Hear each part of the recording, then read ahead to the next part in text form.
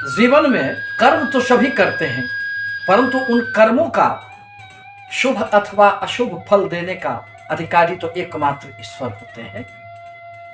और नौ ग्रहों का गोचरीय प्रभाव भी हमारे जीवन को अपने नियंत्रण में लेकर कभी हमें अनेक प्रकार की खुशियां देने का कार्य करते हैं और कभी हम परेशानियों के अंधेरे में गुम होने लग जाते हैं।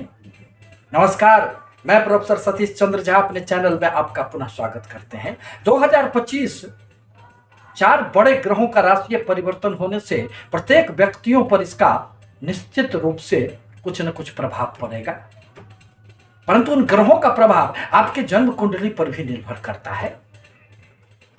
उसी क्रम में जहां शनि देव 29 मार्च 2025 को ही अपना राशिय परिवर्तन कर चुके हैं, अब राहु एवं केतु जो छाया ग्रह माने जाते हैं उनका राशिय परिवर्तन होगा।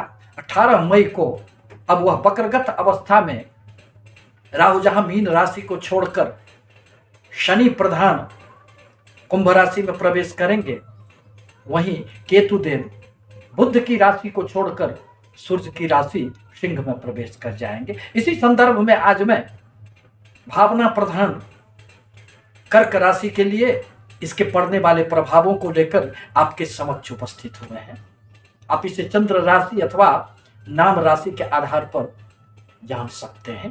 दरअसल कर्क राशि के लिए सब कुछ बहुत अच्छा कहा चल रहा था। एक तो आप बहुत अधिक भावुकता प्रधान व्यक्ति होते हैं, संवेदनशीलता आप में इतनी गहरी होती है कि कब आप खुश हो जाते हैं और कब आप दुखी हो जाते हैं यह तो सामने वाला भी नहीं समझ पाता है। अपनी भावनाओं पर आप कभी भी नियंत्रण नहीं रख पाते हैं और उसमें शनि देव के कंटक ढैया के प्रभाव के कारण आपके जीवन में सब कुछ तहस नहस हो गया था। परंतु 2025 में यह राहु केतु का परिवर्तन आपके लिए मिले जुले परिणाम लेकर आ रहे हैं। आपको बहुत अधिक राहत कहां मिलेगी? तो शनि देव आपके भाग्य स्थान में प्रवेश कर चुके हैं, परंतु शनि देव आपके लिए कारक ग्रह नहीं है। आपके जन्म कुंडली में किन ग्रहों की दशा, महादशा, अंतरदशा, प्रत्यंतर दशा चल रहे हैं, इस पर भी आपका यह फलादेश निर्भर करेगा। दरअसल राहु देव अब आपके 18 मई 2025 को आपके भाग्य स्थान को छोड़कर आपके अष्टम भाव में प्रवेश करेंगे।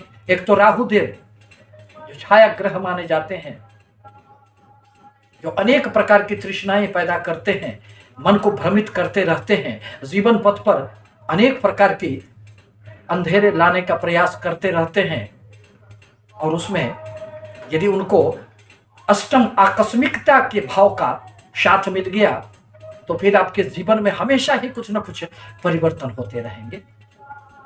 कभी शुभ और कभी अशुभ प्रभावों से आप निश्चित रूप से गुजरते हुए आगे बढ़ेंगे। केतु देव भी आपके धन स्थान द्वितीय भाव में सूर्य की राशि में बैठकर आपके लिए अनेक प्रकार के संदेह के जाल बुनते हुए आगे बढ़ेंगे। अब यदि राहु केतु के सम्मिलित प्रभाव की बात की जाए तो इसे कुछ बिंदुओं में समेटकर संक्षिप्त रूप में मैं इतना ही कह सकता हूं कि अष्टम भाव में राहु आकस्मिक धन लाभ भी खूब देते हैं। अतः आपको अनेक क्षेत्रों से कभी कभी आकस्मिक धन लाभ खूब होंगे। पैतृक संपत्ति में यदि किसी भी प्रकार का विवाद था तो वह दूर हो जाएंगे और उससे भी आपको लाभ प्राप्त होंगे। शेयर, सट्टे, लॉटरी इत्यादि से भी आपको आकस्मिक धन लाभ की संभावनाओं को नकारा नहीं जा सकता है। ससुराल पक्ष से इस अवधि में, इन 18 महीनों में आपको खूब सहयोग मिलेंगे और साथ ही साथ वहां से धन लाभ भी आपको हो सकते हैं। परंतु आवश्यक है कि अपने स्वास्थ्य पर आप ध्यान रखें, क्योंकि अष्टम में राहु देव कभी कभी शनि की राशि में बैठकर चोट चपेट की भी संभावनाएं प्रबल कर देते हैं। अतः गाड़ी आप सड़क पर जब लेकर जाएं तो थोड़े नियंत्रण में गाड़ी को रखें।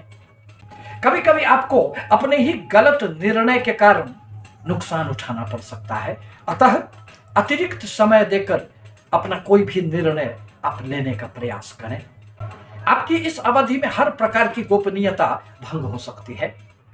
शत्रु आपको थोड़े से नुकसान पहुंचाने का भी प्रयास करेंगे। अतः अपनी सारी गुप्त बातों को अपने तक ही सीमित रखें, यह आपके लिए नितांत आवश्यक होगा। आपके दाम्पत्य जीवन में भी थोड़ी सी असहजता महसूस हो सकती है, क्योंकि शनिदेव आपके सप्तम एवं अष्टम दोनों भाव के कारक हैं और शनि के राशि में बैठकर राहुदेव आपको शनि जैसा ही प्रभाव देने का प्रयास करेंगे। अतः व्यापार में भी यदि आप साझेदारी के व्यापार में संलग्न हैं तो थोड़े से संदेह की भावनाओं को दूर रखना ही हितकर होगा। एक दूसरे पर विश्वास बनी रहे, इस पर आपको ध्यान रखना आवश्यक होगा। नौकरी एवं व्यापार में सफलता तो खूब मिलेंगे, क्योंकि राहुदेव यदि देने के लिए आ जाते हैं तो फिर व्यक्ति संभाल कहां पाता है। अतः इनके द्वारा थोड़ी बहुत भले परेशानियां आपको दृष्टिगोचर हो, परंतु नौकरी एवं व्यवसाय में आशा से बढ़कर आपको सफलताएं प्राप्त होगी। विदेशों से संबंधित भी आपको इस अवधि में लाभ प्राप्त होंगे, क्योंकि देवगुरु बृहस्पति से दृष्टि संबंध बनने के कारण आपको बहुत अधिक नुकसान नहीं होंगे। विदेश जाना आपके लिए सहज ही हो जाएगा। हवाई यात्राओं का योग बनेगा। राहु एवं केतु के प्रभाव से भूमि भवन वाहन संबंधित आपको फायदे होंगे, परंतु कभी कभी आपके अचल संपत्ति, आपके संचित कोष का नुकसान भी हो सकता है। धन स्थान में आकर केतु देव थोड़े से कभी कभी आपके वाणी को दूषित कर सकते हैं। आप में क्रोध की अधिकता देखी जा सकती है, अतः उस पर नियंत्रण रखना आपके लिए आवश्यक होगा। कुटुंबों के साथ केतु देव के प्रभाव से कोई गहरी मतभेद उत्पन्न न हो जाए, इस पर भी आपको ध्यान रखने की आवश्यकता पड़ेगी।